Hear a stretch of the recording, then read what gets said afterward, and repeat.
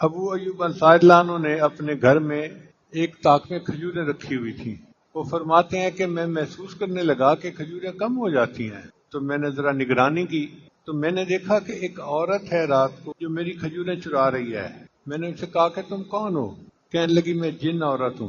میں نے کہا کہ میں تو تمہیں نبی علیہ السلام کے سامنے پیش کروں گا۔ اس نے کہا کہ آپ مجھے چھوڑ دیں، میں نہیں آؤں گی۔ تو ابو الدرداء رضی اللہ عنہ نے اس کو چھوڑ دیا، نہ ابو ایوب انصاری رضی اللہ عنہ نے اس کو چھوڑ دی۔ دوسری رات پھر آئی، پھر یہی واقعہ پیش آیا۔ نبی السلام نے فرمایا کہ وہ جھوٹی ہے، وہ پھر آئے گی، اور وہی ہوا کہ تیسری رات ابو جانا نے پھر اس کو چوری کرتے دیکھ لیا۔ اب تو ان کو بڑا غصہ، انہوں نے کہا کہ اب تو ہو ہی نہیں سکتا، میں تمہیں نبی علیہ السلام کے سامنے ضرور پیش کروں گا۔ اس نے کہا کہ میں تمہیں ایک عمل بتاتی ہوں، تمہیں فائدہ ہوگا۔ کون سا عمل؟ کہ رات کو سوتے ہوئے آیت الکرسی پڑھ لیا کرو، شیطان تمہارے نزدیک نہیں آئے گا۔ صبح نبی علیہ السلام نے جب پوچھا بتاؤ بھائی کیا بنا، جی اس نے مجھے ایک عمل بتایا تھا۔ کون سا؟ کہ رات کو سوتے ہوئے آیت الکرسی پڑھ لیا کرو۔ نبی السلام نے فرمایا صدقت وہو کذوب، بات سچی کر گئی مگر وہ جھوٹی تھی۔ تو اس کا مطلب ہے کہ شیطان بھی بھاگ جاتا ہے اور آیت الکرسی پڑھنے سے جن بھی دفعہ دور ہو جاتے ہیں۔ تیسرا واقعہ ابی ابن کعب رضی اللہ عنہ کو پیش آیا۔ وہ فرماتے ہیں کہ میں نے دیکھا کہ میری کھجوریں کم ہو رہی ہیں، خشک کرنے کے لیے کھجوریں رکھی ہوئی تھیں تو کم ہو جاتی تھیں۔ میں نے ایک رات نگرانی کی تو میں نے دیکھا کہ کوئی بندہ اس میں سے لپیں بھر رہا ہے۔ میں نے اسے پکڑ لیا، پھر میں نے اس سے پوچھا اجنیٌ ام انسیٌ، تو انسان ہے یا جن ہے؟ اس نے کہا میں جن ہوں۔ انہوں نے فرمایا اچھا اپنے ہاتھ دکھاؤ، تو جیسے کتے کے ہاتھ ہوتے ہیں اس کے ہاتھ اس طرح تھے، اور اس پر بال بھی تھے، یعنی انسانوں کے تو بال اتنے نہیں ہوتے، اس کے ہاتھوں پہ بال زیادہ تھے۔ یہ واقعہ بھی ان کے ساتھ اسی طرح پیش آیا 3 مرتبہ، اور تینوں مرتبہ نبی السلام پوچھتے رہے کہ بتاؤ بھائی تمہارے قیدی کا کیا حال ہے؟ اے اللہ کے حبیب صلی اللہ علیہ وسلم، اس نے مجھے ایک عمل بتایا کہ تم کر لیا کرو تو محفوظ ہو جاؤ گے۔ نبی السلام نے فرمایا صدق الخبیث، اس خبیث نے سچ بولا۔ اس کا مطلب یہ کہ شیطان یا جن آیت الکرسی کے پڑھنے سے دفع ہو جاتے ہیں۔ ہمارے مشائخ نے فرمایا من لا ورد لہ لا وارد لہ، جو آدمی ورد اور وظائف نہیں کرے گا اس کے اوپر واردات اور کیفیات نہیں ہوں گی۔ رہ گئی بات ذکر کی تو اس کے اثرات انسان کے اوپر یقینی ہیں، چونکہ اللہ تعالیٰ کے محبوب نے بتلا دیا کہ جس مجلس میں ذکر کیا جاتا ہے نازلت علیہم السکینہ، ان پر سکینہ نازل ہوتی ہے۔ سکینہ کہتے ہیں اللہ تعالیٰ کی رحمت کو، اللہ تعالیٰ کی طرف سے جو خصوصی برکت، رحمت، نور اہل ذکر کے اوپر نازل کیا جاتا ہے اس کو سکینہ کہتے ہیں۔ اور اس سکینہ کے انسان کے اوپر مختلف اثرات ہوتے ہیں۔ کئی مرتبہ اس سکینہ کی وجہ سے انسان کے دل کی پریشانی ختم ہو جاتی ہے۔ تو یہ بھی ایک پہچان ہے، دل کا اطمینان پا لینا، سکون پا لینا، مطمئن ہو جانا، غموں کا ہجوم انسان کے دل سے دور ہو جانا، طبیعت کا ہلکا پھلکا محسوس کرنا، یہ نشانیاں ہیں اس سکینہ کے نازل ہونے کی۔ بعض اوقات سالک کو اپنے دل میں اللہ تعالیٰ کی محبت میں اضافہ محسوس ہوتا ہے، یہ نشانی ہے اس سکینہ کے نازل ہونے کی۔ بعض مرتبہ انسان کو اپنے گناہوں پہ بہت ندامت ہوتی ہے، رونا آتا ہے، افسوس ہوتا ہے، یہ بھی نشانی ہے اس سکینہ کے نازل ہونے کی۔ بعض اوقات دنیا انسان کو بہت حقیر نظر آنے لگ جاتی ہے، بہت ہی بے وقت نظر آتی ہے، جیسے اس کی تو کوئی حیثیت ہی نہیں، میں اس کے پیچھے جو لگا ہوا ہوں تو میں کس پروردگار کو چھوڑ کر دنیا کے دھوکے میں پڑ گیا۔ تو دنیا کا حقیر نظر آنا یہ بھی اسی سکینہ کے اثرات ہوتے ہیں۔ کئی مرتبہ انسان کا مرنے کو جی چاہتا ہے، یہ بھی عجیب بات ہے کہ دل میں بات آتی ہے کہ بس جلدی اللہ کے پاس پہنچ جاؤ، یہ بھی ایک کیفیت ہے، یہ بھی اسی سکینہ کے نازل ہونے کی نشانی ہے۔ ایک نوجوان کسی بزرگ کے پاس آیا اور کہنے لگا کہ حضرت مجھے موت سے بہت ڈر لگتا ہے، بہت خوف آتا ہے موت۔ انہوں نے کہا بھئی یہ بتاؤ کہ کیا تمہارے پاس کچھ مال پیسہ ہے؟ کہنے لگا جی۔ انہوں نے کہا اس کو اللہ کے راستے میں خرچ کیا کرو اور نیک اعمال کی پابندی کیا۔ اس نے کہا بہت اچھا۔ کچھ عرصے کے بعد پھر ان کی ملاقات ہوئی، ان بزرگوں نے پوچھا سناؤ بھائی اب طبیعت کیسی ہے؟ وہ کہنے لگا کہ حضرت وہ موت سے خوف تو ختم ہو گیا، مگر حیران اس بات پر ہوں کہ اب تو میرا مرنے کو جی چاہتا ہے، اب تو میرا مرنے کو جی چاہتا ہے، مگر ایسا کیوں ہوا؟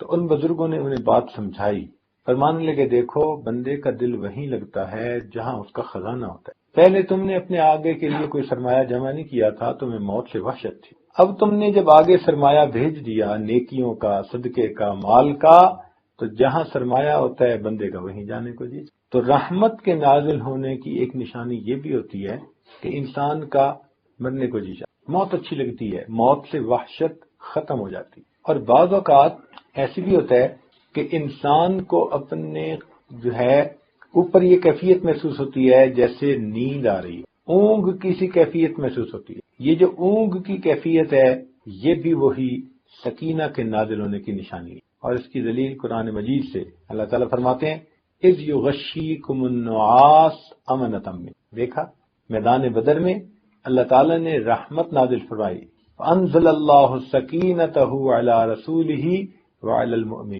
اب قرآن مجید میں ایک جگہ یہ فرمایا کہ اللہ تعالیٰ نے اپنے رسول صلی اللہ علیہ وسلم پر اور ان کے جو خدمت گزار تھے ایمان والے ان پر سکینہ نازل فرمائی، اور پھر ساتھ دوسری جگہ فرمایا کہ جب تمہارے اوپر اونگ کو طاری کر دیا گیا۔ تو سکینہ کی کئی مرتبہ یہ بھی نشانی ہوتی ہے کہ سالک اونگ محسوس۔ اچھا یہاں یہ بات بھی ذرا کلیئر سن لیں کہ بعض اوقات کچھ لوگ یہ کمپلینٹ کرتے ہیں کہ حضرت ہم مراقبے میں بیٹھتے تو ہیں، ہمیں بیٹھتی نیند آ جاتی ہے۔ وہ بیچارے ضروری نہیں کہ تھکے ہوئے ہوں تو نیند آتی ہے، نہیں، فریش ہوتے ہیں، اور فریش ہونے کے باوجود جیسے ہی مراقبے میں بیٹھتے نیند آ جاتی ہے، وہ بڑے پریشان ہوتے ہیں۔ تو یہ بات سمجھ لیں کہ مراقبے میں نیند آ جانے سے پریشان نہیں ہونا چاہیے، کوشش کرنی چاہیے کہ نیند نہ آئے، اپنی طرف سے انسان کوشش کرے کہ بیدار ہو کر ہوشیار ہو کر بیٹھے، لیکن اگر بالفرض نیند آ بھی جائے، اونگ آ بھی جائے تو اس سے فرق نہیں پڑتا۔ یہ آپ لوگوں کو ایک مزے کی بات سناؤں کہ جب آپ نیت کر کے اللہ کی یاد کی، مراقبے میں بیٹھ گئے، تو آنکھ لگ جانے سے اس میں کوئی فرق نہیں پڑتا۔ اب اس کی دلیلیں سن لیجئے۔ فرض کرو کہ ایک آدمی فقیر ہے اور کسی سخی کے دروازے پر گیا ہے اور فجر پڑھ کے جا بیٹھا۔ اب جب جا بیٹھا تو وہاں بیٹھے بیٹھے اسے اونگ بھی آ گئی، وہ آدھا گھنٹہ ایک گھنٹہ اونگتا بھی رہا، بیٹھا بھی رہا۔ تو جب اس کا وہ آدمی سخی آئے گا اور پوچھے گا جی آپ کب آئے، تو کیا وہ اپنی اونگ کا ٹائم نکال کے بتائے گا؟ کیا بتائے گا کہ جی فجر پڑھ کے آ گیا تھا۔ تو حاضری لگے گی تو کس وقت سے لگے گی؟ فجر پڑھ کے آ گیا تھا۔ اور بیٹھے بیٹھے اگر اونگ آ گئی تو وہ تو ایک کیفیت ہے بندے کے اوپر۔ تو اگر دنیا کے سخی کے دروازے پہ جاؤ تو وہ بیٹھنے کا وقت دیکھتا ہے، درمیان میں اونگ کے وقت کو نظر انداز کر دیتا ہے۔ تو اگر سخیوں کے پروردگار کے دروازے پہ جا کر بیٹھو تو وہ پھر کیا اونگ کے ٹائم کو نکال دے گا؟ اب اس کی ایک اور پریکٹیکل مثال دوں آپ کو، یہ تو خیر ویسے ہی ایک بات سمجھانے کے لیے تھی۔ آج کل کچھ باتوں کو سمجھنا آسان ہو گیا ہے سائنسی ترقی کی وجہ سے۔ مثال کے طور پر آپ نے سیل فون دیکھے ہیں، ایک بندہ سیل فون کو چارجنگ پہ لگا دیتا ہے، آن ہو فون یا آف ہو، کوئی چارجنگ پہ فرق پڑتا ہے؟ آپ بتائیں، فون آن ہو یا فون آف ہو؟ جب چارجنگ میں لگا دیا تو چارجنگ، تو جب آپ نے مراقبے کی نیت کر کے دل کی بیٹری کو چارجنگ سے جوڑ دیا تو اب آپ کی سکرین آن ہے یا آف ہے، اس سے کیا فرق پڑتا؟ اللہ تعالیٰ کی رحمت اترتی ہے اور بندے کے دل کی بیٹری کو چارج کرتی ہے۔ تو اونگ سے تو بالکل ہی نہیں گھبرانا چاہیے، ہاں اپنی طرف سے کوشش کرنی چاہیے کہ بیدار ہو کر بیٹھے، ہوشیار ہو کر بیٹھے۔ اس کی وجہ کیا ہے کہ کئی مرتبہ تو نیند یا اونگ تھکاوٹ کی وجہ سے آ جاتی ہے، کئی مرتبہ عادت کی وجہ سے آ جاتی ہے۔ کچھ لوگوں کی نیند عادت ہی ہوتی ہے اونگنے کی، ذرا ان کی نیند کا سلسلہ ہی ایسا ہوتا ہے، ایور گرین ہوتے ہیں، مطلب جب چاہو ان کو سلا دو، بس انہوں نے مراقبے میں سر جھکایا تو بس اب ان کو یہ پتہ نہیں ہوتا کہ میں نے سر پہلے جھکایا تھا یا مجھے نیند پہلے آئی تھی، یہ نہیں پتا ہوتا ان کو، مگر اس سے فرق نہیں پڑتا۔ اللہ تعالیٰ تو یہ دیکھیں گے کہ میرا بندہ میری یاد کی نیت کر کے بیٹھا تھا یا نہیں۔ اچھا بھئی یہ بتائیں کہ جب آپ بیٹھتے ہیں مراقبے میں تو آپ کی سونے کی نیت تو نہیں نہ ہوتی؟ تو انما الاعمال بالنیات، اعمال کا دار و مدار نیت کے اوپر ہے۔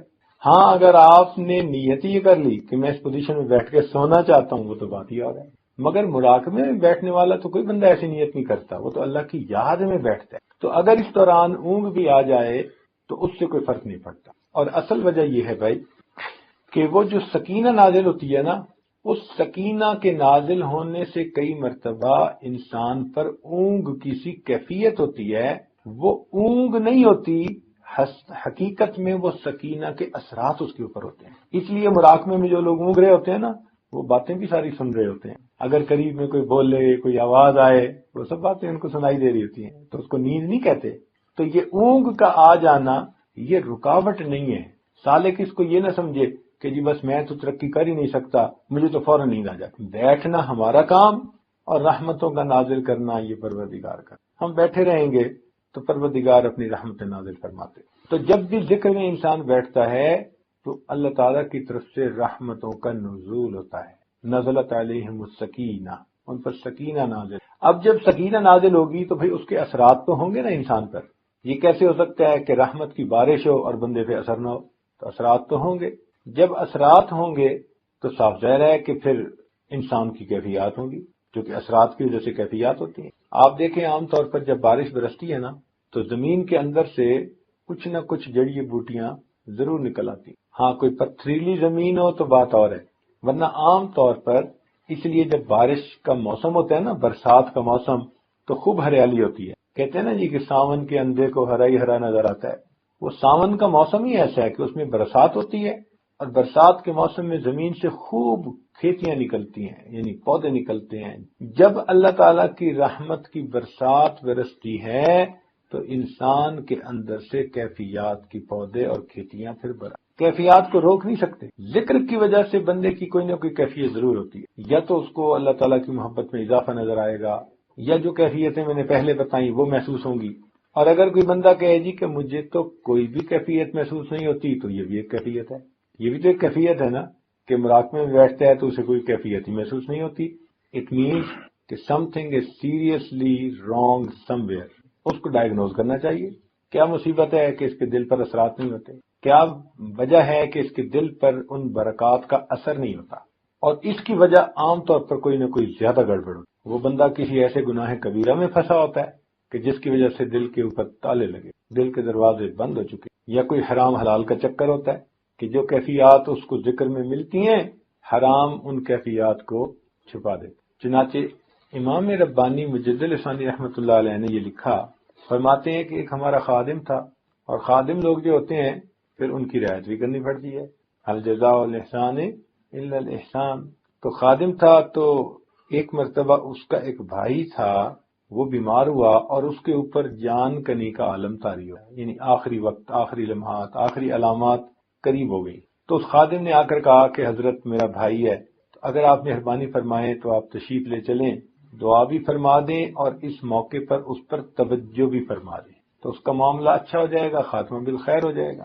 حضرت فرماتے ہیں کہ میں اس کے ساتھ وہاں گیا، دعا بھی کی اور میں نے توجہ بھی کی، لیکن توجہ کرنے کے بعد میں نے دیکھا کہ اس کے دل پہ کوئی اثر. فرماتے ہیں میں بہت دیر بیٹھا رہا اور توجہات ڈالتا رہا، مگر اس بندے کے دل پہ کوئی اثر. اب ذرا سوچنے کی بات ہے کہ 1000 سال کا مجدد، اتنی روحانیت والی شخصیت کہ پورے 1000 سال میں جس قدر انسانوں کو فیض پہنچے گا وہ ان کے قلب کے ذریعے سے پہنچے گا. مجدد کا یہ مطلب ہوتا ہے جیسے امت کو فیض پہنچ رہا ہے نبی علیہ الصلوۃ والسلام کے ذریعے.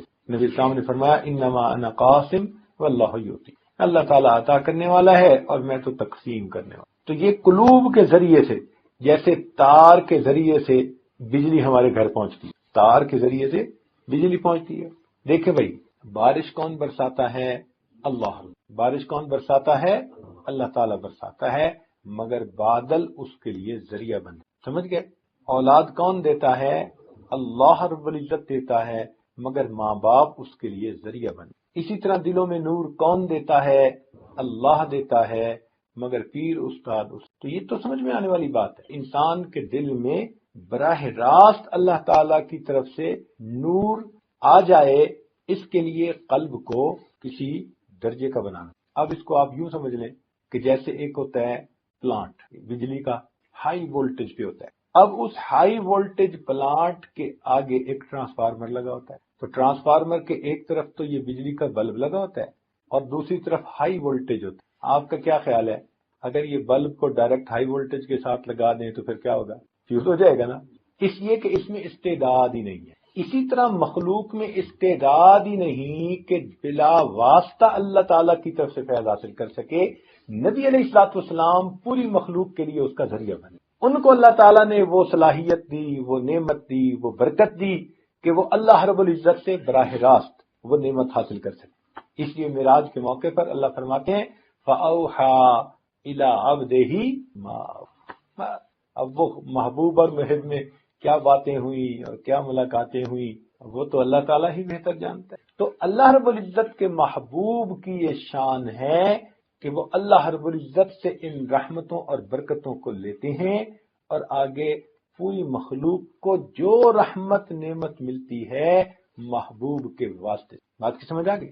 محبوب کے واسطے۔ اسی طرح ہم لوگ جو ہیں ہمارے اور نبی علیہ السلام کے درمیان ہمارے مشائخ کے قلوب موجود ہیں۔ فرض کرو آپ کا قلب اس عاجز کے قلب کے ساتھ نہ تھی، اس عاجز کا قلب شیخ اپنے شیخ حضرت مرشد عالم رحمۃ اللہ ان کے قلب کے ساتھ نہ تھی، ان کے شیخ کے ساتھ، تو یہ آپس میں قلوب کا ربط ہے اور یہ تمام قلوب جا کر سیدنا صدیق اکبر کے قلب سے جڑتے ہیں اور ان کا قلب نبی علیہ السلام کے قلب سے جڑا اور نبی علیہ السلام کا قلب مبارک اللہ رب العزت کے ساتھ جڑا، تو یوں برکتیں آتی ہیں، یوں رحمتیں آتی ہیں۔ تو اس لیے اب اس آدمی کو جو مراقبے میں بیٹھتا ہے، یہ جب مراقبے میں بیٹھے گا تو اس کو کیفیات تو محسوس ہوں گی ہی صحیح، اور اگر کیفیت محسوس نہیں ہو سکتی تو یہ بھی کیفیت ہے، اس کی بھی کوئی نہ کوئی ریزن ہے۔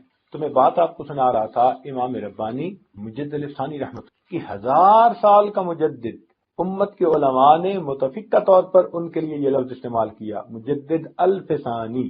یہ جو ہجرت کے بعد دوسرا 1000 سال گزر رہا ہے، اس میں جتنے اولیاء کسی بھی سلسلہ کے ہوں، کسی بھی رتبے کے ہوں، ان کو جو فیض پہنچ رہا ہے، چونکہ وہ چاروں سلسلوں کے بزرگ تھے، امام ربانی مجدد الفسانی رحمۃ اللہ علیہ وہ چاروں سلاسل کے تھے، ان کو چاروں نسبتیں حاصل تھیں، لیکن اللہ تعالیٰ نے ظاہر میں ان سے نقشبندی یا نسبت کا کام تھا ظاہر میں، لیکن جتنا یہ فیض آگے چل رہا ہے یہ ان کے ذریعے سے چل رہا ہے۔ اب آپ سوچتے ہیں اس روحانیت کا بندہ اگر کسی بندے پر بیٹھ کر توجہ کر رہا ہے تو پھر دل پہ تو اس کا اثر لازمی ہونا چاہیے، مگر وہ فرماتے ہیں کہ میں نے بہت دیر بیٹھ کر توجہ کی مگر اس بندے کے دل میں کوئی اثر ظاہر۔ فرماتے ہیں میں بہت پریشان ہوا اور میں اللہ تعالیٰ کی طرف متوجہ ہوا، میرے اللہ میرے مولا رحمت فرما دے اور اس بات کو میرے اوپر واضح کر، بات کو میرے اوپر واضح کر دے۔ تو فرماتے ہیں کہ پھر اللہ تعالیٰ نے الہام کے ذریعے سے مجھے واضح فرمایا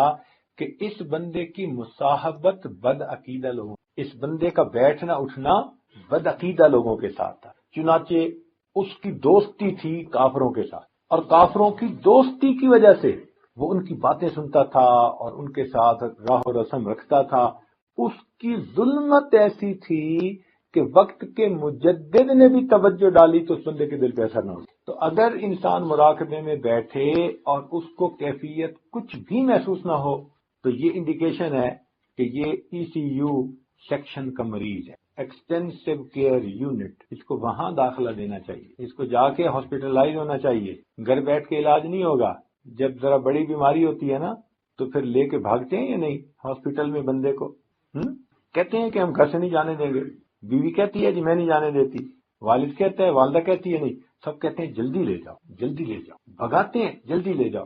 اسی طرح بعض لوگ روحانی اعتبار سے ای سی یو سیکشن کے مریض ہوتے ہیں، ان کو بھی پھر شیخ کے پاس آ کے ایڈمٹ ہونا پڑتا، پھر ان کو خانقاہ میں کچھ وقت ساتھ گزارنا پڑتا، پھر ان کو سفر میں حضر میں شیخ کی صحبت میں رہنا پڑتا۔ یہ وہ مبارک لوگ ہیں کہ جن کا کلام دوا اور جن کی نظر شفا ہو۔ کیوں بھائی آج کل شعاؤں سے علاج ہوتا ہے نا، پہلے زمانے میں یہ بات سمجھنی مشکل تھی، میں نے بتایا نا کہ آج کچھ باتیں سمجھنی آسان ہو گئی۔ دیکھیں کینسر کا علاج کس سے کر رہے ہیں؟ کیمو تھراپی، شعاؤں کے ذریعے سے۔ آج کل انسان کے اندر اگر سٹون ہو نا تو اس کو کس سے توڑتے ہیں؟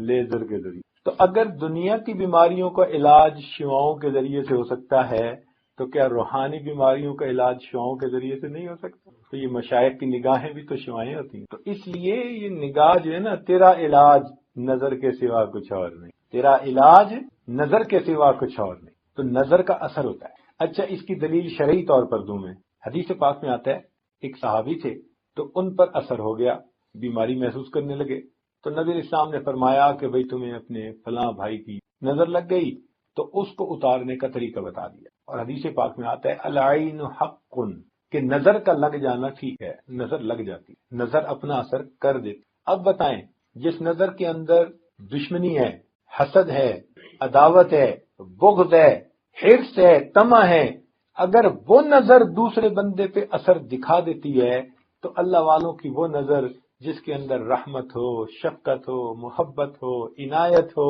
پھر وہ نظر اپنا اثر کیوں نہیں دکھتی؟ تو اسی اللہ والوں کی بھی نظر لگ جاتی، جیسے لوگوں کو بری نظر لگ جاتی ہے تو برے اثرات نکل آتے ہیں، اور اللہ والوں کی جب نظر لگ جاتی ہے تو پھر اچھے اثرات نکل، اس بندے کے دل میں اللہ تعالیٰ کی محبت بڑھ جاتی ہے، اس کی زندگی بدل جاتی ہے، اس کو اللہ تعالیٰ کے ساتھ وصل کی تمنا دل میں پیدا ہو جاتی ہے۔ تو امام ربانی مجدد ثانی رحمۃ اللہ علیہ فرماتے ہیں کہ میں نے اس پر بہت دیر توجہ ڈالی مگر اس توجہ کے اثرات ظاہر نہ۔ بھئی معمول تو تھا انگریزی میں ٹٹ مٹ کرنے کا، لیکن مجبوری یہ ہے کہ مجھے یہ بیانات اب اردو میں کرنے پڑ رہے ہیں، اس لیے کہ مجھے انگریزی میں لفظ ہی نہیں ملتا۔ اب بتائیں میں توجہ کو انگریزی میں کیا کہوں گا، فیض کو انگریزی میں کیا کہوں گا، مجھے تو سمجھ نہیں آتی۔ ان الفاظ یا ان ٹرمز کا انگریزی میں ترجمہ کرنا اور سمجھانا بس میں ہی نہیں ہے۔ تجلیات کا ترجمہ کیا کریں گے آپ؟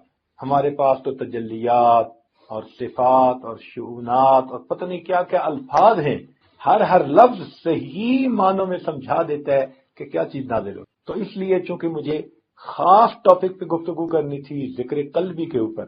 اب دیکھیں، ایک بندے کا قلب جاری ہو گیا، آپ سمجھ گئے نا، لیکن انگریزی میں کیسے سمجھاؤں گا؟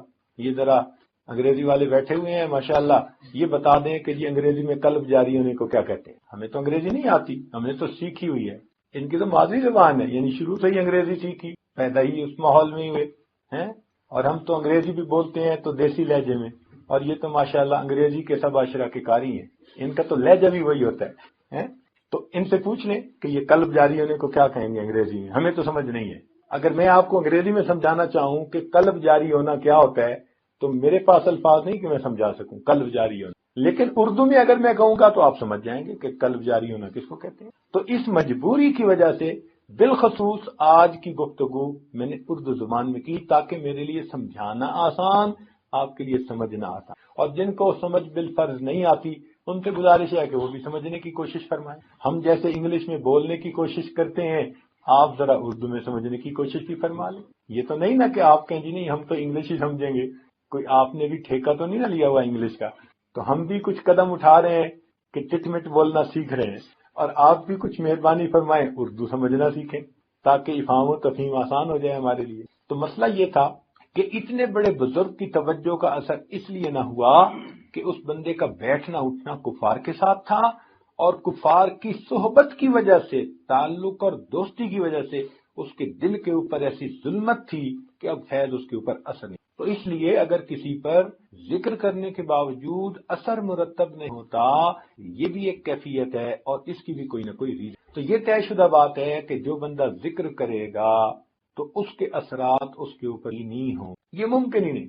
اس لیے آپ کو ایک گر کی بات بتاؤں کہ بغیر بتائے پیروں کو اندازہ ہو جاتا ہے کون ذکر مراقبہ کرتے ہیں اور کون نہیں۔ وہ کوئی عالم غیب نہیں ہوتے، عالم غیب اللہ رب العزت کی ذات ہے، مگر ان کے پاس فراست ہوتی ہے، اور وہ فراست کیا ہوتی ہے کہ ان کو اللہ تعالیٰ سمجھا دیتے۔ اب میں آپ کو ایک موٹی سی بات بتا دوں کہ بھئی جب ذکر کے اثرات یقینی بندے پر ہوتے ہیں تو مجھے ایک بات بتائیں کہ اگر کوئی بندہ پابندی ذکر کر رہا ہے تو اثرات اس کے اوپر ہوں گے نا، اور اگر اثرات ہوں گے تو وہ پیر سے پوچھے گا نا۔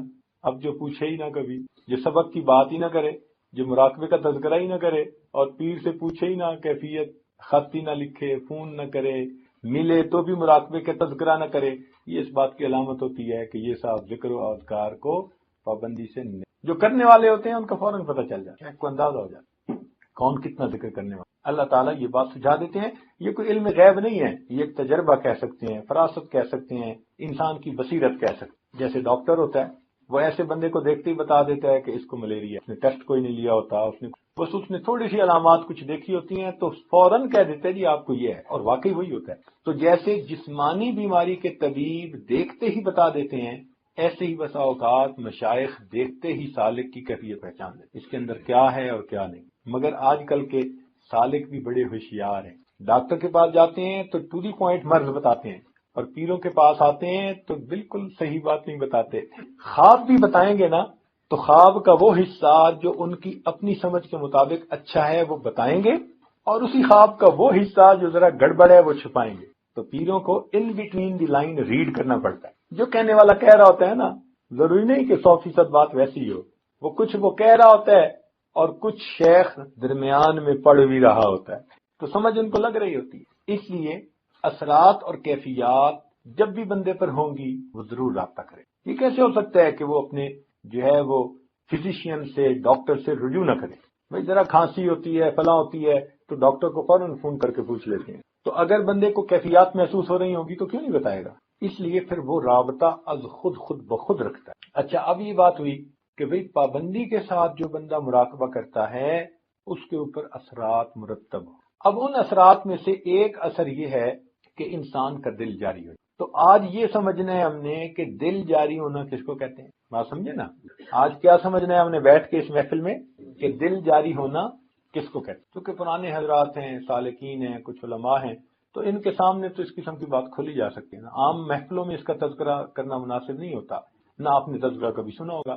لیکن خاص محفلوں میں جہاں طالب صادق ہوں، سیکھنے والے ہوں، یا حاصل کرنے والے ہوں، یا محنت کرنے والے لوگ ہوں، تو پھر ان کو تو یہ بات سمجھائی جا سکتی. تو دل جاری ہونا کس کو کہتے ہیں؟ عام طور پر سب سے پہلے مراقبے کی پابندی کرنے والے، تقوی و طہارت کی زندگی اختیار کرنے والے، اتباع سنت والی زندگی اختیار کرنے والے سالک کو پہلی کیفیت ہوتی ہے کہ اس کو اپنے قلب کی جو جگہ ہے، قلب کی جگہ کون سی ہے؟ انسان کے سینے میں بائیں پستان سے 2 انگل نیچے کی، جو بائیں طرف جو بریسٹ ہے نا، اس سے 2 انگل نیچے کی طرف انسان کا دل ہے. اس دل کی جگہ پر اس کو ایک حرکت سی محسوس ہونی شروع. حرکت سے تحرک ہے، تو یہ تحرک کہلاتی ہے پہلی کیفیت. کیا کہلاتی ہے؟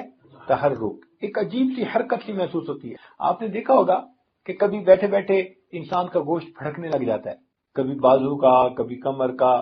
تو وہ جو گوشت پھڑکتا سا ہے نا، یہ اس سے ملتی جلتی سی کیفیت. تو انسان کو باقاعدہ اپنے دل کی اس جگہ پر ایک کیفیت سی محسوس ہوتی ہے جیسے کوئی چیز پھڑک رہی. دل کا دھڑکنا اور ہے اور ذکر کی وجہ سے اس کا پھڑکنا اور ہے. یہ الگ چیزیں ہیں، یہ دو ایک چیزیں نہیں ہیں. یہ جو قلب کی دھڑکن ہے اس کو کہتے ہیں پیلپیٹیشن آف ہارٹ، دل کا دھڑکنا. یہ تو 1 منٹ میں 70 مرتبہ 75 مرتبہ بندے کا دل دھڑکتا ہے. زیادہ تیز چل لے گا اور بھاگنا شروع کر دے گا تو 100 مرتبہ دھڑکن چلی جائے گی، 120 مرتبہ چلی جائے گی. بہت زیادہ بھاگے گا تو 130 مرتبہ چلی جائے گی. تو یہ تو دھڑکن جو ہے یہ تو تھوڑی ہوتی ہے، لیکن وہ جو پھڑکن سی محسوس ہوتی ہے نا انسان کو لطیفہ میں، وہ بہت تیز ہوتی ہے. وہ کیا ہوتی ہے؟ بہت تیز ہوتی ہے. ارتعاش محسوس ہوتا ہے انسان کو اپنے اس لطیفہ کی جگہ پر. کیا محسوس ہوتا ہے؟ ارتعاش. اب اس کی مثال میں آپ کو سمجھاؤں کہ فرض کرو کہ انسان کسی بڑی بس کے اندر بیٹھا ہے اور سٹارٹ کر کے وہ بس کھڑی ہوئی ہے، سٹارٹ حالت میں انجن چل رہا ہے. تو جو لوگ اس کے اندر بیٹھیں گے نا وہ محسوس کریں گے کہ جیسے ان کے جسم جو ہے نا سارے کے سارے تھوڑے تھوڑے ہل رہے ہیں. وہ جو ہلکی سی ایک وائبریشن محسوس کر رہا ہوتا ہے نا بندہ، وہ وائبریشن انسان کو اپنے لطیفے میں تو کچھ لوگوں کو تو باقاعدہ دل کی وہ پھڑکن محسوس بھی ہوتی ہے. ذرا توجہ کرے تو ان کو وہ ایک کیفیت سی محسوس ہوگی جو تیز ہوگی. وہ دل کی دھڑکن نہیں ہوگی، وہ بلکہ دل کی پھڑکن ہوگی. ارتعاش ہوگا، ایک وائبریشن قسم کی ہوگی جو دھڑکن سے بہت تیز ہوگی. جو دل کی دھڑکن بہت تیز ہوگی وہ اس کو اپنی کیفیت. اچھا، کئی مرتبہ ایسے بندے کو جس کو یہ ذکر کی کیفیت محسوس ہو، اگر وہ اور زیادہ ذکر کرے تو یہ حرکت جو ہے نا، یہ تحرک، یہ پختہ ہوتا جاتا ہے. کیا ہوتا ہے؟ پختہ ہوتا ہے. اور پختہ ہوتے ہوتے اس کا اثر غالب آنے لگ جاتا ہے بندے کا. پہلے یہ متوجہ ہوتا تھا اس تحرک کی طرف، اور اب ذکر کرتے کرتے یہ کیفیت ہو گئی کہ وہ اس کے اوپر غالب آنے لگ جاتی ہے. تو یہ اس کو اگر نہیں بھی متوجہ ہونا چاہتا تو بھی وہ اس کے اوپر غالب آ جاتی. تو پہلے یہ توجہ کرتا تھا ذکر کی کثرت سے، پھر حرکت اتنی مضبوط ہو جاتی ہے، اتنی بڑھ جاتی ہے کہ بندے پہ غالب آنے لگے، تو خود بخود بندے کی توجہ ادھر جاتی ہے. حتیٰ کہ اس بندے کو اپنی آنکھوں کے سامنے بھی اس ارتعاش کا اثر محسوس ہو. ایسے بندے کو اپنے قلب کی وہ جو تحرک کی کیفیت ہے اس کی وجہ سے جب وہ غالب آ جاتی ہے تو کہاں اثر محسوس ہوتا ہے؟ آنکھوں کے سامنے ہوا جیسے متحرک اس کو نظر آتی ہے. چونکہ وہ قلب کی حرکت ہوتی ہے تو قلب کی حرکت کا اثر اتنا غالب آ جاتا ہے کہ عام بندے کو تو محسوس نہیں ہوتا، لیکن اس بندے کو یوں فیل ہوتا ہے جیسے ہوا اس کے سامنے متحرک ہے. وہ ایک کیفیت ہوتی ہے اس کے. اچھا، اس کو ذرا مثال سے سمجھاتے ہیں تاکہ آپ کے لیے بات کو سمجھنا آسان. کبھی اگر ٹیوب لائٹ اوپر لگی ہوئی ہو، ٹیوب لائٹ کہاں لگی ہوئی ہو؟ اوپر لگی ہوئی ہو چھت کے ساتھ، اور سیلنگ فین نیچے لگا ہوا ہو، تو آپ اگر سیلنگ فین کو چلائیں نا تو سیلنگ فین کے چلنے سے آپ کو فرش کے اوپر نا سائے کے اندر ایک ارتعاش نظر آئے. چونکہ وہ بہت تیزی سے چل رہا ہوتا ہے تو سایہ بھی نظر نہیں آتا، مگر ایسے نظر آتا ہے جیسے کچھ چیز ہے اور وہ حرکت کر رہی ہے، ارتعاش نظر آتا ہے. وہ جو ارتعاش کی کیفیت ہے ہو بہو اسی طرح اس بندے کی آنکھوں کے سامنے کیفیت ہوتی ہے جس کا قلب جاتا ہے. ایگزیکٹلی آپ اسی چیز کو مثال لے سکتے. یہ ضروری نہیں کہ ہر بندے کی کیفیت ایک جیسی ہو. اس لیے میں نے بتایا کہ سکینہ نازل ہونے کی وجہ سے جو قلب کے اوپر انسان کے اثرات ہیں وہ مختلف ہوتے ہیں. کسی کو قلب میں خوشی محسوس ہوئی، کسی کو جو ہے گناہوں پہ ندامت محسوس ہوئی. تو جو پوری تفصیل بتائی وہ اس کا مطلب ہے کہ ہر بندے کی کیفیت الگ الگ. لیکن عام طور پر جو کیفیت زیادہ لوگ رپورٹ کرتے ہیں وہ آپ کے سامنے بتائی جائے. یہ کیفیت کون محسوس کرتے ہیں؟ زیادہ لوگ محسوس کرتے ہیں، وہ کیفیت آپ کو بتائی. اچھا، تو یہ تحرک کی کیفیت ہوتی ہے. اس کو کیا کہتے ہیں؟ تحرک. اور اردو میں اس کو کہتے ہیں کہ اس بندے کا دل جاری ہو. یہ ابتدائی کیفیت، ایک کیفیت حرکت والی محسوس ہوتی ہے. اگر یہ بندہ تقوی و طہارت کی زندگی گزارے اور اس کو اور زیادہ پابندی سے ذکر کو کرتا رہے تو یہ تحرک کی کیفیت آہستہ آہستہ تذکر میں تبدیل ہو. تذکر میں کس میں تبدیل ہو جاتی ہے؟ تذکر میں نصیب ہو جاتی ہے. یعنی وہ جو حرکت اس کو محسوس ہوتی تھی نا، وہ حرکت کے ساتھ ساتھ اللہ اللہ کی طرف دھیان اس کو نصیب ہو. وہ حرکت نہیں محسوس ہو رہی، لگتا ہے جیسے اللہ اللہ اللہ اللہ ایسے ہو گئے. تو یہی حرکت اس طرف پھر جو ہے وہ شکل اختیار کر لیتی ہے. تو ایسے سالک کو جب وہ بیٹھا ہوتا ہے، لیٹے بیٹھے چلتے پھرتے ہر وقت کہیں سے جیسے اللہ اللہ کی آواز اس کو آ رہی ہے اور سنائی دے، حالانکہ دوسرے لوگ نہیں سن رہے ہوتے اور یہ بیٹھا سن رہا ہوتا ہے. اس کی مثال ایسے ہی ہے جیسے آج کل وہ جاگنگ کرنے والے لوگ جو ہیں انہوں نے جیب میں وہ واک کا کیا ہوتا ہے، واک مین ہوتا ہے، وہ ڈالا ہوا ہوتا ہے اور اپنے کانوں کے ساتھ اس کے وہ لگایا ہوا ہوتا ہے. اب وہ کیا سن رہے ہوتے ہیں، لیکن دوسرے بندے تو نہیں نا سن رہے ہوتے. اب ہم نے ایک بندے کو دیکھا وہ واک مین سن بھی رہا تھا اور وہ ہنس بھی رہا تھا اور پتہ نہیں کیا کیا الٹی سیدھی حرکتیں کر رہا تھا. اب دیکھنے والا اسے پاگل سمجھ رہا ہے، اور وہ اس کیفیت کی وجہ سے جو اس کو کانوں میں سنائی دے رہی ہے وہ سب کچھ رسپونڈ کر رہا ہے. تو اسی طرح سالک کی کیفیت ہوتی ہے کہ وہ چونکہ ذکر کی کیفیت محسوس کرتا ہے تو مجمع میں بیٹھا ہوا وہ مجمع سے غائب ہوا کرتا ہے. اگر خلوت میں بیٹھے ہوں تو جلوت کا مزہ آئے، جو آئیں اپنی جلوت پر تو ساکت و سخندانی. یہی ہیں جن کے سونے کو فضیلت ہے عبادت پر، یہی ہیں جن کے اتقاء پر ناز کرتی ہے مسلمان. تو یہ اللہ والے ہوتے ہیں. یہ اس کو کہتے ہیں خلوت در انجمن. اس کو کیا کہتے ہیں؟ خلوت در انجمن. محفل میں بیٹھ کر تنہائی کے مزے لینے. بیٹھے لوگوں میں ہوتے ہیں مگر اپنے یار کے ساتھ مشغول ہوتے ہیں، باتیں کر رہے ہوتے ہیں. اور جب اکیلے ہوتے ہیں تم میرے پاس ہوتے ہو گویا جب کوئی دوسرا نہیں ہوتا. اللہ ان کے پاس ہوتا ہے، اللہ ان کے ساتھ ہوتا ہے، ہر وقت ان کی یہ کیفیت ہوتی. تو یہ قلب کا جاری ہونا ابتدا میں تحرک کی کیفیت اور وقت کے ساتھ ساتھ تذکر کی کیفیت، اللہ اللہ کی کیفیت ہوتی ہے. تو ایسے سالک کو کہتے ہیں کہ اس کا قلب جاری، اس کا قلب جاری. چنانچہ یہ اللہ تعالیٰ کو بھولتا نہیں، لیٹے بیٹھے چلتے پھرتے ہر وقت اللہ تعالیٰ کی طرف اس کا دھیان رہتا ہے، اللہ تعالیٰ کی طرف توجہ رہتا. خیالک فی عینی و ذکرک فی فمی، خیالک فی عینی و ذکرک فی فمی ومثواک فی قلبی فأین تغیب. اے محبوب، تیرا تصور میری نگاہوں میں ہے اور تیرا تذکرہ میرے ہونٹوں پہ ہے اور تیری یادیں میرے دل میں ہیں. اے محبوب تو مجھ سے کہاں غائب ہو سکتا ہے. تو بندے کی کیفیت ہی ہوتی ہے ہر وقت اللہ تعالیٰ کی یاد. اس لیے ان لوگوں کو باخدا لوگ کہتے ہیں. ہر وقت اللہ تعالیٰ کی معیت ہوتی ہے، ذکر کی کیفیت ہوتی ہے، اللہ تعالیٰ کی پھر ان پر خاص رحمت. تو یہ ہے قلب کا جاری ہو جانا. یہاں تک بات سمجھ آ گئی؟ اب ذرا اگلی بات بھی سمجھیں کہ یہ قلب کا جاری ہو جانا، بعض حضرات نے فرمایا کہ بندے کو یہ کیفیت ہوتی ہے، مگر ضروری تو نہیں کہ ہر ایک کی یہ کیفیت ہو. تو کیفیات کی بات عام طور پر تو یہی ہوتی ہے، مگر کوئی پکا اصول نہیں ہے کہ ہر بندے کو یہی کیفیت میں ہر بندے کو یہی کیفیت ہوگی. یہ کوئی پکا اصول، ہر بندے کی اپنی اپنی کیفیت ہے. تو بھئی کوئی پکا اصول بھی تو ہونا چاہیے. یہ تو کیفیت ہے نا، اور کیفیتوں میں تو شیطان دھوکہ بھی دے سکتا ہے. وہی اس کے اوپر ایسی کیفیت طاری کروا دے کہ حقیقت میں کچھ اور ہو، اور یہ صاحب محسوس کر رہے ہو کہ ہمارا دل جاری ہے اور دل ذکر کر رہا ہے. تو پھر کوئی آخر پکی بات ہونی چاہیے. تو ہمارے مشائخ نے پکی بات بھی، انہوں نے یہ فرمایا کہ جس بندے کا دل جاری ہوتا ہے، ضروری نہیں کہ اس کو حرکت محسوس ہو، آواز محسوس ہو، فلاں محسوس ہو. یہ محسوسات ایک طرف رکھ دو. اس کے اثرات یہ ہوتے ہیں کہ بندے کے اوپر شریعت کے احکام جاری ہو. بندے کے اوپر کیا ہوتا ہے؟ دل کا حکم اس کے اعضاء پر جاری ہو جاتا ہے. اس وقت دل جاری ہو جاتا ہے. کیا ہوتا ہے؟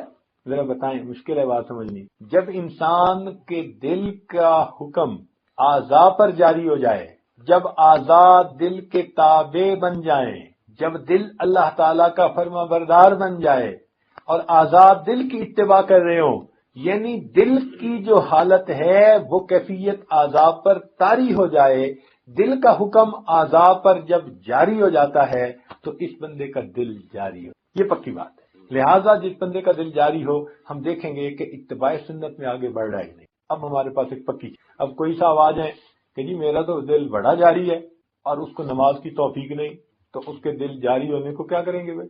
تو ہم کہیں گے کہ بھائی نہیں، آپ کا دل جاری نہیں، آپ کو کوئی دھوکہ لگ رہا ہے. تو ہمارے پاس ایک پکی چیز آ گئی، اور وہ پکی چیز کیا ہے؟ شریعت کی اتباع. تو جس بندے کا دل جاری ہوگا اور جس بندے کو کیفیتیں محسوس ہوں گی، تو اس کے اثرات یہ ہوں گے کہ وہ بندہ اتباع سنت میں، اتباع شریعت میں، تقوی طہارت میں، زہد فی دنیا میں وہ آگے بڑھے گا. اس کے اندر ترقی محسوس. اب یہاں سے سالک کا اندازہ ہو جاتا ہے ان کے شیخ کو کہ بھئی اس کا دل جاری ہوا یا نہیں ہوا. کہ جس بندے کے اندر اتباع سنت میں، عمل میں ترقی محسوس کرتے ہیں، اخلاص میں ترقی محسوس کرتے ہیں، تو پھر شیخ کو فوراً اندازہ ہو جاتا ہے کہ اس بندے کے دل پر اثرات مرتب. اب کچھ لوگ پوچھتے ہیں کہ جی شیخ ایک لطیفے کے بعد دوسرے لطیفے کا سبق کیسے دے دیتے ہیں؟ تو بھائی اسی طرح دے دیتے ہیں کہ پہلے لطیفے کے جو اثرات ہیں، جب سالک کی شخصیت میں وہ شیخ کو نظر آ جاتے ہیں، تو پھر وہ ایک کے بعد دوسرے سبق کی طرف انسان کو متوجہ. تو یہ تو سلوک ہے. سلوک کہتے ہیں ایک راستے کو، اور سالک کہتے ہیں اس راستے پہ چلنے والے. اب جو بندہ مراقبہ ہی نہ کرے، ورد وظیفہ ہی نہ کرے، تہجد ہی نہ پڑھے، تقوی و طہارت اختیار نہ کرے، وہ سالک نہیں، وہ ہالک ہے. وہ سالک نہیں، وہ تو ہالک، وہ تو ہلاک ہونے والوں میں سے، وہ تو محروم ہے ان نعمتوں سے. بھائی جو کھڑا ہو جائے تو کھڑے ہونے کے وقت اس کا سفر تو طے نہیں نہ ہوتا. تو جو بندہ مراقبہ نہ کرے، ذکر اذکار نہ کرے، ورد وظائف نہ کرے، شیخ سے رابطہ نہ کرے، وہ تو کھڑے ہونے والے کی، اس کا سفر کیسے طے ہوگا؟ اس لیے مراقبہ کی، ذکر اذکار کی، تہجد کی، اعمال کی پابندی سالک کے لیے ضروری. اور آج کل کے سالک تو بس یہ چاہتے ہیں ہمیں کچھ نہ کرنا پڑے، جو کرنا ہے پیر صاحب خود ہی کرے، جو کرنا ہے وہ پیر صاحب ہی کرے، وہ جانے، ان کا کام جانے. اس لیے آتے ہیں تو آج کل آ کے پیر صاحب سے 3 باتیں کرتے ہیں. آج کل مرید حضرات کیا باتیں کرتے ہیں؟ پیر صاحب سے 3 باتیں کرتے ہیں. پہلی بات آتے ہی کرتے ہیں، حضرت میں نے بڑے بزرگوں کو دیکھا ہے اور بڑے بزرگوں کے پاس رہا ہوں، مگر میں نے بیعت آپ سے، یعنی احسان جتلاتے ہیں کہ بڑے پیر ملتے تھے، مارکیٹ میں بہت بہتات تھی پیروں کی، مگر حضرت صاحب میں نے آپ کو چنا ہے، یعنی میرا آپ پر احسان. دوسرے لفظوں میں تو پہلی بات یہ کرتے ہیں، حضرت میں نے فلاں بزرگ کی صحبت میں بیٹھا، فلاں کی محفل میں بھی گیا، فلاں کے پاس بھی بیٹھا. یہ سارے تذکرے کرتے ہیں. اب تذکرے کر کے پھر کہتے ہیں بس حضرت میں نے آپ سے بیعت، بس حضرت مجھ سے تو کچھ ہوتا نہیں، آپ ہی توجہ ڈال، مجھ سے تو کچھ ہوتا نہیں، آپ ہی توجہ ڈال دیں، ویسے مجھے جلدی واپس بھی جانا ہے. یعنی بات بھی کی، اور بات کر کے اگلی بات کیا کرتے ہیں کہ کہ مجھے جلدی واپس بھی جائیں. اور دوسری بات یہ کرتے ہیں حضرت بس وہ آج کل کچھ کاروبار جو ہے نا وہ ٹھیک نہیں چل رہا، بس کچھ پڑھنے کو بھی بتا دیں اور ویسے میں نے جلدی واپس. اور تیسری بات کرتے ہیں حضرت بس وہ بیوی جو ہے نا وہ پوری طرح ہر بات نہیں مانتی، کچھ پڑھنے کو بھی بتا دیں، وہ میری مٹھی میں آ جائے، ویسے میں نے جلدی گھر جانا ہے. یہ 3 باتیں کرتے ہیں. پہلا اعلان کہ بس مجھ سے وظیفے ورد تو ہوتے نہیں، بس آپ ہی کچھ توجہ فرما دیں چلو. اور دوسری بات کاروبار کی، اور تیسری بات گھر بار. بس 3 باتیں کر کے کہتے ہیں ویسے میں نے جلدی گھر جانا. تو اب بتائیں کہ پھر پیر حضرات کیا کریں جب ایک بندہ علاج کا ٹائم ہی نہیں دے رہا.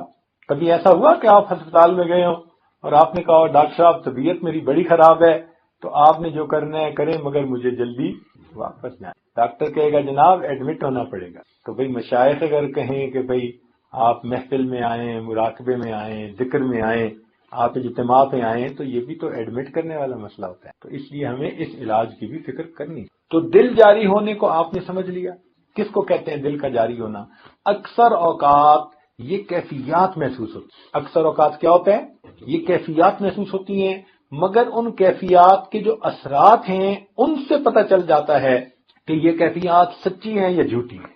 اگر تو انسان اتباع سنت میں ترقی پا رہا ہے تو اب اس کا دل جاری ہے، اور اگر اس کو کیفیتیں بھی بڑی لگ رہی ہیں مگر کبیرہ گناہ کا بھی مرتکب ہو رہا ہے، دھڑلے سے جھوٹ بھی بولتا ہے، اوپر سے لا الہ اور اندر سے کالی بلا، اوپر سے لا الہ اور اندر سے، تو پھر اس کے تحرک کو کیا کریں گے، تذکر کو کیا کریں گے، اس کی کیفیات کو کیا کریں گے؟ اس کی کیفیات کو پاؤں کی نوک سے اچھال دیں. بھئی جب اتباع سنت میں آگے نہیں بڑھ رہے تو تمہاری کیفیات کو ہم کیا کریں؟ اس لیے سید الطائفہ جنید بغدادی رحمۃ اللہ علیہ نے خواب میں کسی کو بتایا اپنی وفات کے بعد.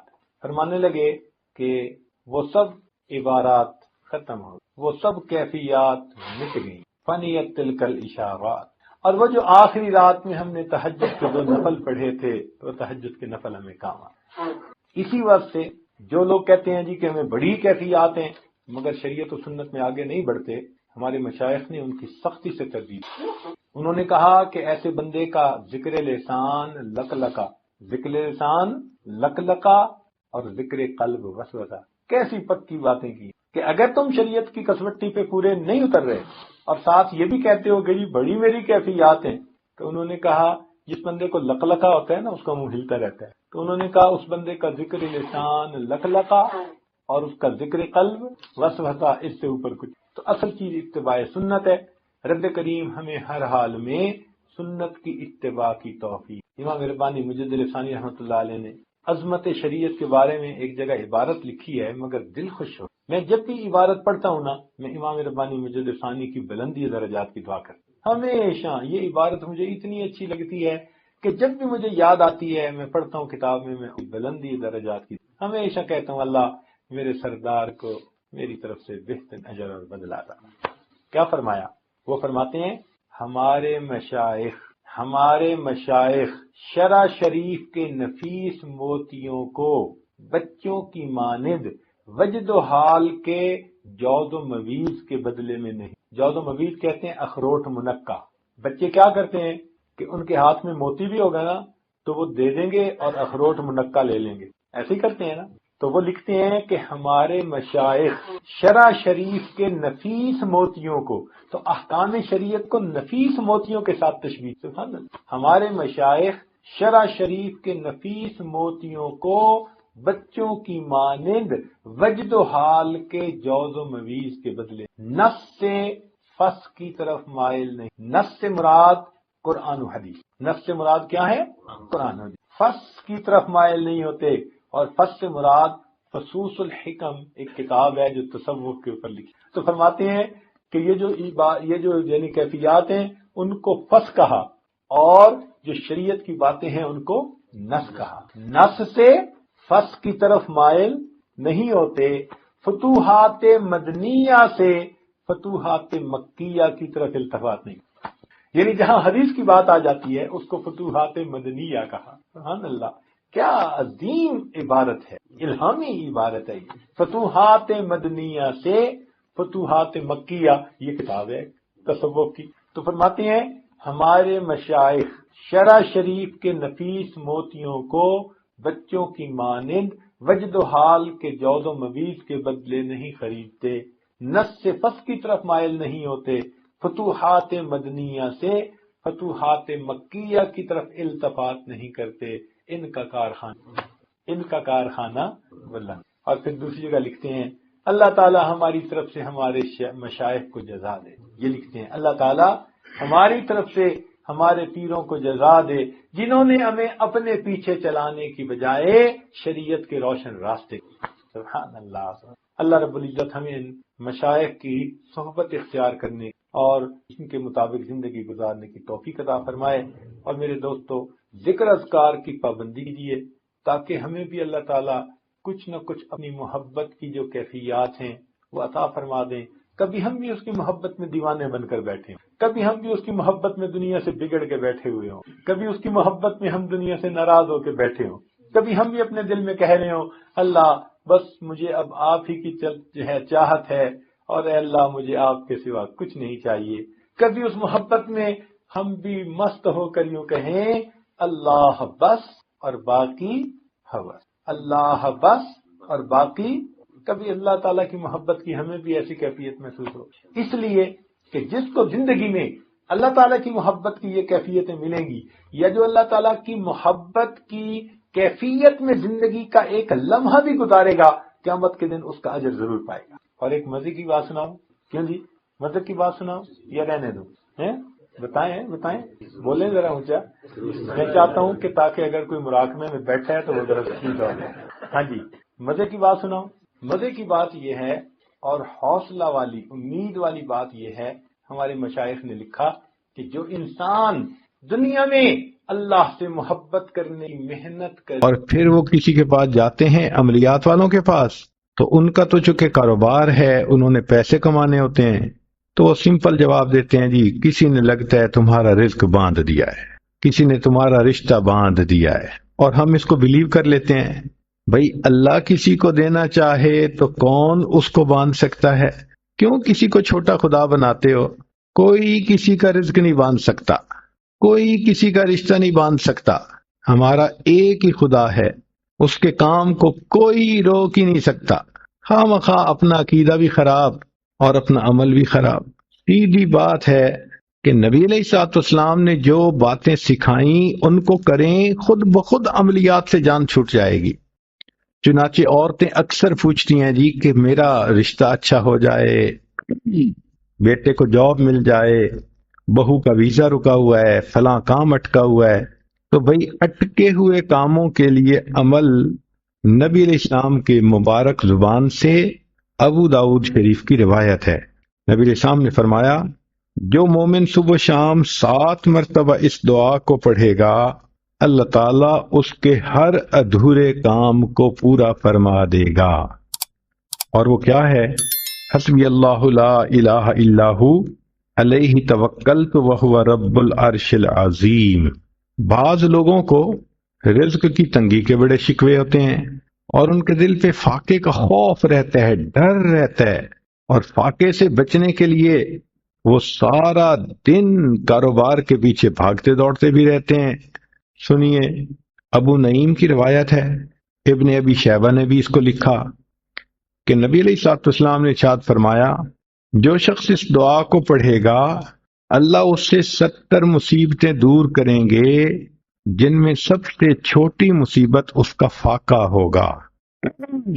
جو شخص اس دعا کو پڑھے اللہ تعالیٰ اس سے 70 مصیبتوں کو دور فرمائیں گے اور سب سے چھوٹی مصیبت فاقہ ہوگی، اور وہ فقرہ ہے لا حول ولا قوة الا باللہ لا ملجأ ولا منجأ من اللہ الا الیہ۔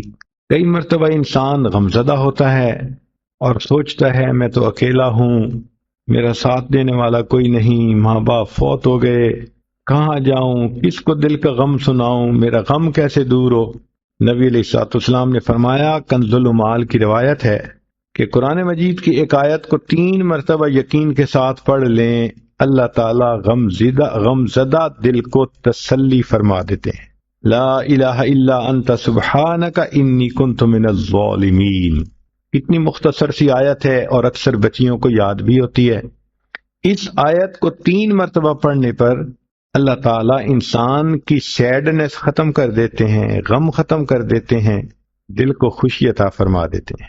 کئی لوگوں کو دیکھا کہ بیمار ہوتے ہیں، کبھی ہسپتال کا چکر، کبھی ڈاکٹر کے پیچھے، تو نبی علیہ الصلوۃ والسلام نے ایک حدیث پاک میں فرمایا، اس حدیث کو مسند احمد نے روایت کیا اور طبرانی نے روایت کیا کہ جو شخص فجر کے بعد 3 مرتبہ یہ دعا پڑھ لے، اللہ 4 مرضوں سے اس کو نجات عطا فرما دیتے ہیں۔ امید ہے کہ مستورات توجہ سے یہ بات سنیں گی اور اس کی اہمیت کو ذرا سمجھیں گی کہ جو شخص فجر کے بعد 3 مرتبہ یہ آیت پڑھ لے تو اللہ تعالیٰ اس کو 4 بڑے بڑے مرضوں سے بچائیں گے۔ نمبر 1، پاگل پن۔ اگر کوئی آدمی مینٹلی ان بیلنسڈ ہو، ریٹارڈڈ ہو، یا جس بندے کو چیزیں بھول جاتی ہوں یا چیزیں یاد نہ رہتی ہوں، ذہن سے متعلقہ جو بیماریاں ہیں وہ اسی پاگل پن کے زمرے میں آئیں گی، یا کسی کو مرگی کی بیماری ہوتی ہے وہ بھی اسی زمرے میں آئے گی۔ تو پہلی بیماری جو اللہ تعالیٰ دور کرتے ہیں وہ ہے پاگل پن، اور دوسری بیماری کوڑ پن۔ کوڑ پن کہتے ہیں چہرہ بدصورت ہو جانا۔ یہ بھی ہو سکتا ہے کہ برس کی بیماری ہو جائے، جیسے بعض عورتوں کو جلد بالکل سفید ہو جاتی ہے اور عجیب بدنما چہرہ ہو جاتا ہے، یا کئی مرتبہ جسم پہ تل اتنے نکل آتے ہیں، دانے اتنے نکل آتے ہیں کہ چہرہ بدنما ہو جاتا ہے، یا چہرے پر داغ پڑ جاتے ہیں کالے رنگ کے۔ تو چہرے پہ داغ پڑیں، چہرے پہ دانے بنیں، یا چہرے پہ برس کے نشان پڑیں، کوئی بھی چیز ہوگی وہ اسی کوڑ پن کے زمرے میں شامل ہوگی جس سے کہ چہرہ انسان کا بدصورت ہوتا ہو۔ یہ بیماری بھی اللہ دور فرما دیں گے۔ اب جن بیچاریوں کو بیوٹی پارلر پہ جانے کا شوق رہتا ہے اور اپنے فیس پہ پتہ نہیں کیا کیا پروسیس وہ کرواتی ہیں، تو ان کو تو چاہیے کہ وہ اس آیت کو یا اس فکرے کو بار بار پڑھیں تاکہ اللہ تعالیٰ ان کے چہروں کی خوبصورتی دیر تک سلامت رکھیں۔ اور تیسری چیز ہے اندھا پن۔ اندھے پن سے مراد یہ کہ آنکھوں کی بینائی ہی چلی گئی، یا آنکھوں میں موتیا بند آ گیا، یا آنکھوں پہ اینک لگانی پڑ گئی۔ یہ سب ایک ہی بیماری کی تفصیلات ہیں۔ تو جن کی نظر کمزور وہ بھی پڑھ سکتی ہیں، یا جن کو لینز لگانے پڑتے ہیں، کنٹیکٹ لینز صحیح یا کوئی اور، اس مصیبت سے بھی جان چھوٹ گئی، اور جن کی بینائی چلی گئی اللہ ان کے لیے بھی آسانیاں فرما دیتے ہیں۔ تو پاگل پن کی بیماری ختم، کوڑ پن کی بیماری ختم، اندھے پن کی بیماری ختم، اور چوتھا فرمایا فالج کی بیماری ختم۔ فالج ایک تو ہوتا ہے کہ انسان کا ہاتھ یا پاؤں کام ہی نہ کریں، اور ایک یہ بھی ہوتا ہے کہ اتنی ویکنیس کہ عورت کہتی ہے مجھ سے تو کھڑا ہی نہیں ہوا جاتا، میرے پاؤں سن ہو جاتے ہیں، میرے ہاتھ سن ہو جاتے ہیں۔ یہ ساری چیزیں کمزوری اور فالج کی ابتدائی سٹیجز ہیں، تو یہ سب چیزیں ٹھیک ہو جاتی ہیں۔ اب بتائیں کہ اتنی بڑی بڑی بیماریوں سے جس بندے کو بچنے کی خوشخبری مل رہی ہو تو وہ تو پھر اس عمل کو کیے بغیر رہ ہی نہیں سکتا۔ اور یہ عمل دیکھو چھوٹا کتنا ہے، وہ جو فکرہ فرمایا حدیث میں وہ ہے سبحان اللہ العظیم وبحمدہ ولا حول ولا قوت الا باللہ۔ اتنا سا فکرہ پڑھنے پر اللہ چہرہ بھی پر نور بنا دیتے ہیں، میموری بھی تیز کر دیتے ہیں، اللہ تعالیٰ بینائی بھی تیز کر دیتے ہیں، اور اللہ تعالیٰ جسم میں طاقت بھی بھر دیتے ہیں۔ یہاں تک تو نیکیاں کمانا، گناہوں کو بخشوانا، فرشتوں کی دعائیں لینا، غمزدہ دل کو تسلی ملنا، اور بیماریوں سے محفوظ ہونا، اس طرح کے عمل بتائے تھے۔ اب ایک عمل سن لیجئے کہ دجال سے محفوظ ہونا۔ دجال ایک تو بڑا ہوگا نا، جس کو دجال اکبر کہتے ہیں، جو آئے گا اور بندے اس کے پیچھے لگ کر اپنا ایمان خراب کر لیں گے، جو امام مہدی کے آنے پر اور عیسیٰ علیہ السلام کے آنے پر ظاہر ہوگا، ان کے آنے سے پہلے ظاہر ہوگا، اور عیسیٰ علیہ السلام اس کو لد کے مقام پر قتل کر دیں گے۔ اس فتنے سے نبی علیہ السلام بچنے کی دعائیں فرماتے تھے، صحابہ بھی بہت ڈرتے تھے اس فتنے سے۔ تو انسان کا دل چاہتا ہے کہ دجال سے محفوظ ہوں۔ حدیث پاک میں ہے جو شخص جمعہ کے دن سورہ کہف پڑھے تو جمعہ سے جمعہ تک اس کے گناہ معاف، اور اگر وہ روزانہ پہلی 10 اور آخری 10 آیتیں پڑھ لے اللہ اس کو دجال سے محفوظ فرمائے۔